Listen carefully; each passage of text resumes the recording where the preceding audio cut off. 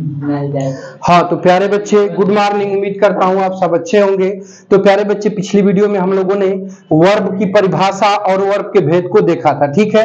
तो वर्ब के भेद में हम लोगों ने ये देखा था कि वर्ब के मुख्य रूप से दो भेद होते हैं, कौन कौन। तो पहला होता है फाइनाइट वर्ब और दूसरा होता है नॉन फाइनाइट वर्ब। तो वर्ब के फाइनाइट वर्ब को देखा था, उसकी परिभाषा एग्जाम्पल को देखा था, और फिर से नॉन फाइनाइट वर्ब को देखा था, उसकी परिभाषा और एग्जाम्पल को भी देख लिया था, ठीक है। तो इस वीडियो में हम लोग ये देखने जा रहे हैं कि फाइनाइट वर्ब के कितने भेद होते हैं और नॉन फाइनाइट वर्ब के कितने भेद होते हैं, ध्यान दीजिएगा, ठीक है प्यारे बच्चे। तो देखिए अगर बातचीत अगर आप करेंगे फाइनाइट वर्ब के भेद की, तो प्यारे बच्चे फाइनाइट वर्ब के बहुत सारे भेद होते हैं। देखिए ध्यान समझिएगा, जैसे बाबू पहला होता है आपका मेन वर्ब। आप देखिए मेन वर्ब, ठीक है, इसी को हम फुल वर्ब के नाम से भी जानते हैं, ठीक है, और इसी को एक्शन वाली वर्ब भी बोलते हैं, ठीक है। दूसरा भेद होता है इंट्रांजिटिव वर्ब, ध्यान दीजिएगा, दूसरा होता है प्यारे बच्चे इंट्रांजिटिव वर्ब, ठीक है, और आपका तीसरा होता है ट्रांजिटिव वर्ब। तो प्यारे बच्चे ट्रांजिटिव वर्ब के, हाँ सर,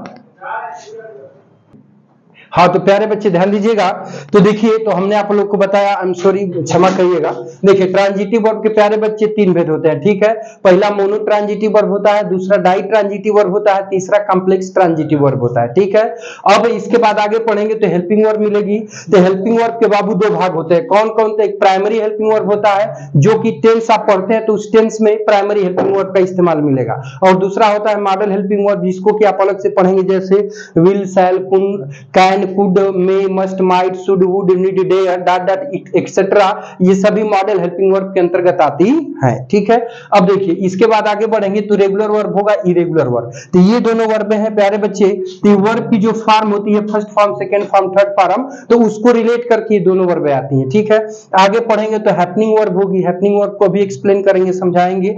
पोसेशन वर्ब होती है, पोजेशन होता है, डायनामिक वर्ब होती है, स्टेटिव वर्ब होती है, और भी नाना प्रकार की वर्बें प्यारे बच्चे जो है कि आपकी होती हैं, ठीक है। तो ये कुछ फाइनाइट वर्ब के भेद हो गए जिनको कि आप लोगों ने देख लिया, ठीक है। अब आगे बढ़ेंगे प्यारे बच्चे। तो अब ये आप देख रहे होंगे कोने में ऊपर लिखा है, थोड़ा सा एडजस्ट कर लीजिएगा।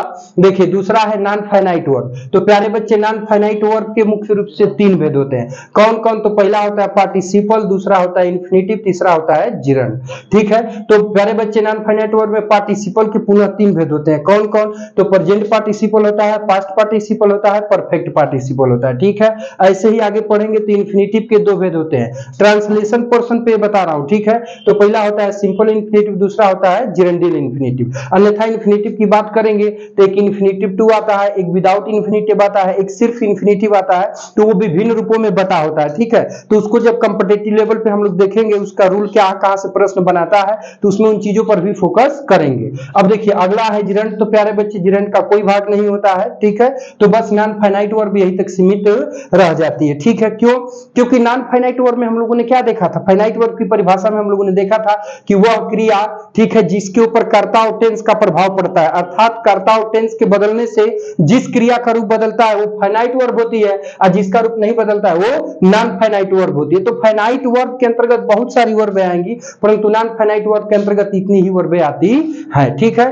तो उम्मीद करता हूं ये आपको समझ में आया होगा, अच्छा भी लगा होगा। तो इसको आप नोट कर लीजिए अथवा स्क्रीनशॉट ले लीजिए, तो फिर हम आगे बढ़ते हैं, ठीक है। हाँ तो प्यारे बच्चे उम्मीद करता हूं कि ये सब हो गया होगा। तो बातचीत को आगे बढ़ाते हैं, स्क्रीनशॉट ले ले तो आगे बढ़ते हैं। हाँ तो प्यारे बच्चे ध्यान दीजिएगा।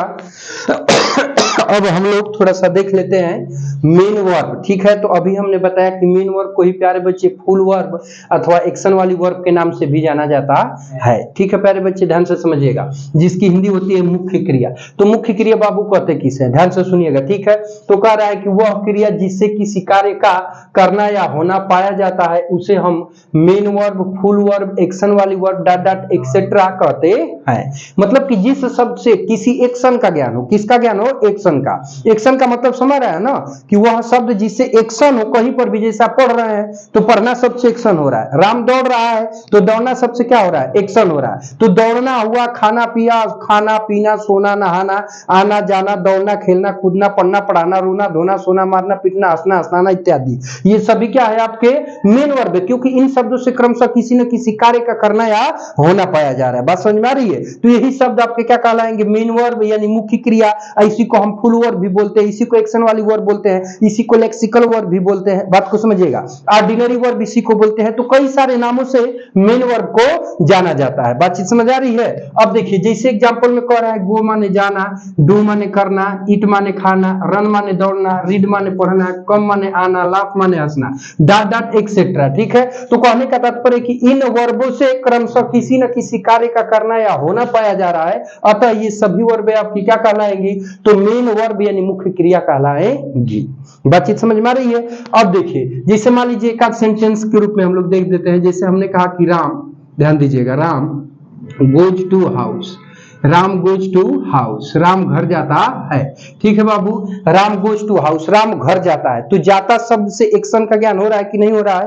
हो रहा है। और उसकी उस जाना की मीनिंग क्या है प्यारे बच्चे? गोज है। तो अब यही गोज यहाँ पर आपकी कौन सी वर्ब कहलाएगा? तो मेन वर्ब यानी मुख्य क्रिया कहलाएगा। बातचीत समझ आ रही है? इसलिए इसको मैंने पहले बताया या अलग से इसलिए बता दिया क्योंकि देखिए जो ट्रांजिटिव वर्ब, इंट्रांजिटिव वर्ब होती है, इसी पर बेस्ड करके, इसी पर आधारित होकर उनकी परिभाषा को डिफाइन किया जाता है। बातचीत समझ आ रही है? इसीलिए इसको यहां पर हमको बताना जरूरी हो गया प्यारे बच्चे। ठीक है, और दूसरी बात यह है कि रेगुलर वीडियो देखा करो। रेगुलर वीडियो देखते रहोगे तो जो प्रीवियस चीजें मैं टॉपिक बता देता हूं तो उन टॉपिक को भी जोड़ के इसमें बोला जाता है। अगर प्रीवियस चीज आप नहीं देखे तो फिर आपके लिए समस्या होगी। इसलिए चीजों को समझिए और जो वीडियो आपका छूट जाए उसको जाकर के देख लिया करिए। ठीक है, चलिए, तो ये हो गया मेन वर्ब की परिभाषा और उसके एग्जाम्पल। अब बातचीत को तनिक आगे बढ़ाते हैं और चीजों को समझने की कोशिश करते हैं। ठीक है प्यारे बच्चे, तो उम्मीद करता हूं कि नोट कर लिए होंगे। नोट हो गया है ना? आगे बढ़े ना? चलिए, तो आगे बढ़ेंगे बाबू। तो इसके बाद हम लोग थोड़ा सा देखते हैं इंट्रांजिटिव वर्ब को। किसको देखते हैं प्यारे बच्चे? इंट्रांजिटिव वर्ब को। तो हेडिंग लिखिएगा इंट्रांजिटिव वर्ब। हेडिंग लिखिएगा बाबू इंट्रांजिटिव वर्ब।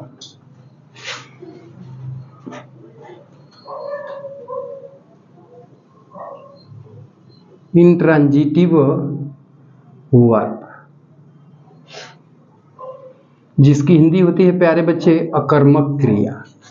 अकर्मक क्रिया, अकर्मक क्रिया। देखो प्यारे बच्चे, पहली बात ये जान लो कि ये सब सारे नॉलेज आपको बेसिक लेवल पे बताया जा रहा है। इन सब नॉलेजों का कोई विशेष कॉम्पिटिटिव लेवल से संबंध नहीं होता है। ठीक है, ये सब बेसिक नॉलेज है आपका। ये 9th में पढ़े होंगे, 10th में पढ़े होंगे, तो उसी दरमियान इन सारी टॉपिक्स को पढ़ाया जाता है। समझ में आ रहा है ना? देखिए, तो इंट्रांजिटिव वर्ब जिसकी हिंदी हो गई अकर्मक क्रिया। ठीक है, साथ साथ नोट करिएगा। तो देखिए इसकी परिभाषा क्या होती है, ध्यान दीजिएगा। तो इसकी परिभाषा होती है कि वह क्रिया, हाँ लिखते रहिएगा, वह क्रिया जिसका प्रभाव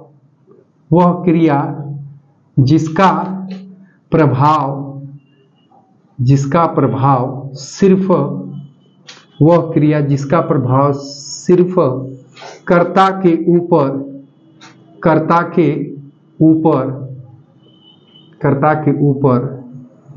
पड़ता है, सिर्फ कर्ता के ऊपर पड़ता है। वह क्रिया जिसका प्रभाव सिर्फ कर्ता के ऊपर पड़ता है, अन्य व्यक्ति वस्तु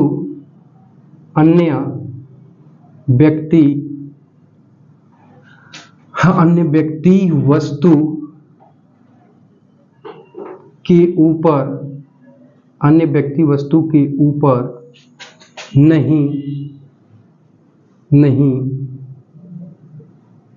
पड़ता है, अन्य व्यक्ति वस्तु के ऊपर नहीं पड़ता है, उसे इंट्रांजिटिव वर्ब कहते हैं। उसे इंट्रांजिटिव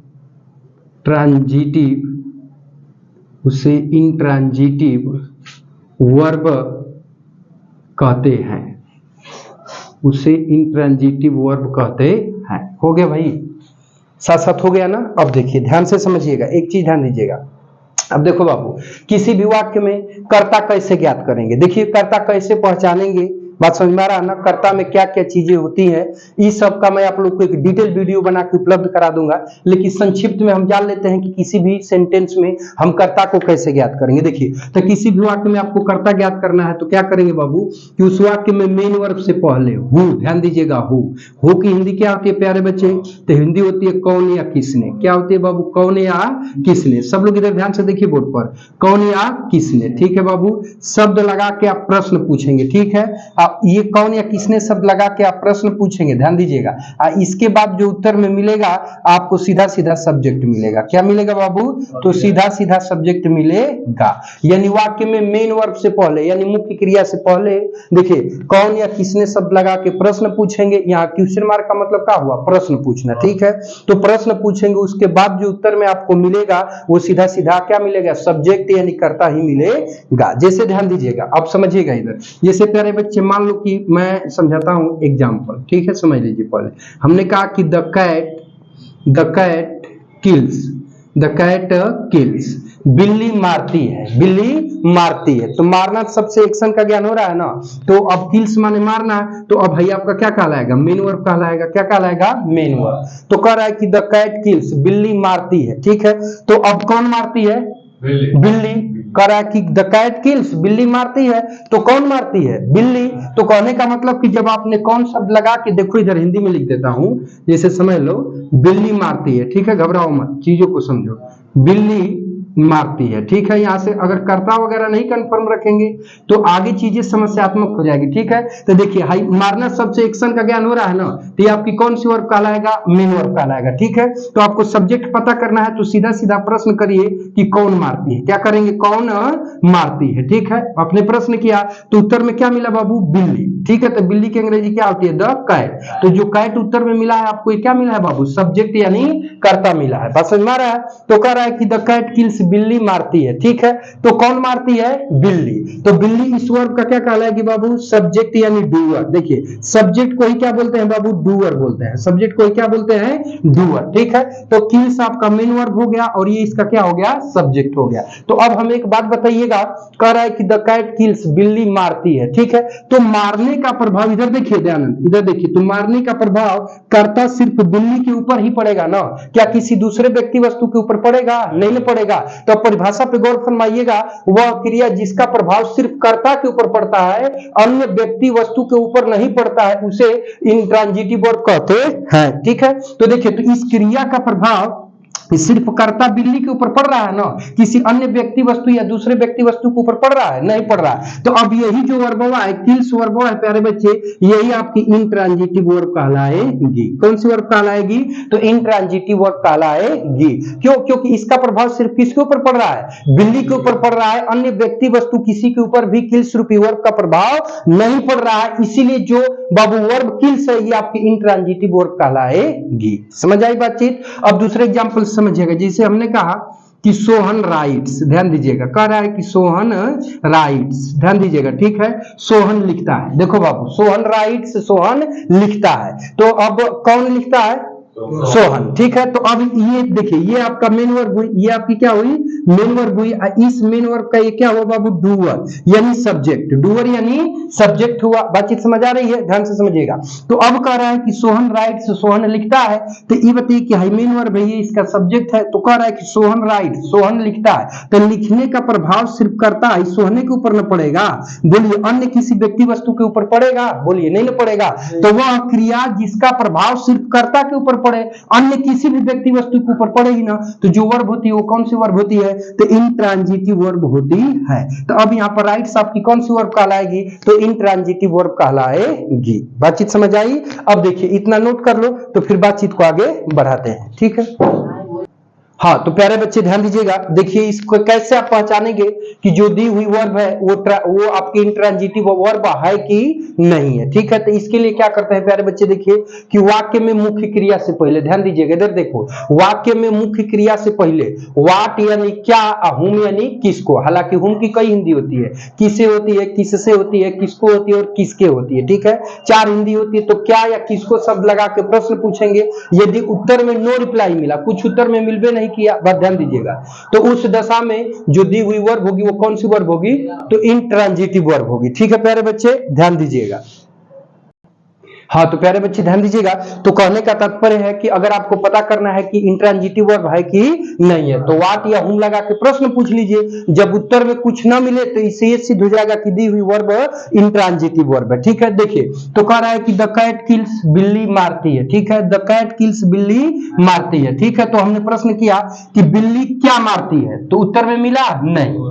अब बिल्ली किसको मारती है, उत्तर मिला नहीं, तो इसका मतलब कि यहाँ पे क्या हो गया बाबू, नो रिप्लाई हो गया। क्या हो गया, नो रिप्लाई। नो रिप्लाई का मतलब कोई उत्तर नहीं मिला। तो इसका मतलब कि जो है मारना वर्ब है बाबू, जब नो रिप्लाई मिल गया तो दी हुई वर्ब जो मारना है बाबू, ये कौन सी वर्ब है, तो इंट्रांजिटिव वर्ब यानी अकर्मक क्रिया कहलाएगी। और उसी की मीनिंग है किल्स, तो ये आपका इंट्रांजिटिव वर्ब कहलाएगी। तो इस प्रकार से किसी भी वाक्य में आप इंट्रांजिटिव वर्ब को पता करना चाहें तो वाट आप लिखो यानी क्या या किसको शब्द लगा के प्रश्न पूछ लीजिए, और उत्तर में जब कुछ नहीं मिलेगा तो इससे ये सिद्ध हो जाएगा कि दी हुई वर्ब आपकी कौन सी वर्ब है, इंट्रांजिटिव वर्ब है। ठीक है प्यारे बच्चे, तो मैं ये कहना चाहूंगा कि प्यारे बच्चे ये वीडियो कैसा लग रहा है हमको कमेंट बॉक्स में कमेंट करके जरूर बताइएगा, और अगर ये वीडियो अच्छा लग रहा हो तो एक लाइक जरूर करिएगा, क्योंकि आपका एक लाइक एक कमेंट ही हमारे लिए मोटिवेशनल होता है। बहुत मेहनत लगती है मेरे दोस्त बनाने में, कम से कम आप एक लाइक तो कर दिया करो, चाहे कोई रिप्लाई दे दिया करो। और यदि आप मेरे चैनल पे नए हो तो आप चैनल को ज्वाइन और सब्सक्राइब कर लें और ऑल बटन को दबा लें, ताकि ऐसे ही आपको लेटेस्ट और नए नए वीडियो मिलते रहें। ठीक है प्यारे बच्चे, ये वीडियो देखने के लिए बहुत बहुत धन्यवाद। मिलते हैं नेक्स्ट वीडियो में। Take care, bye bye.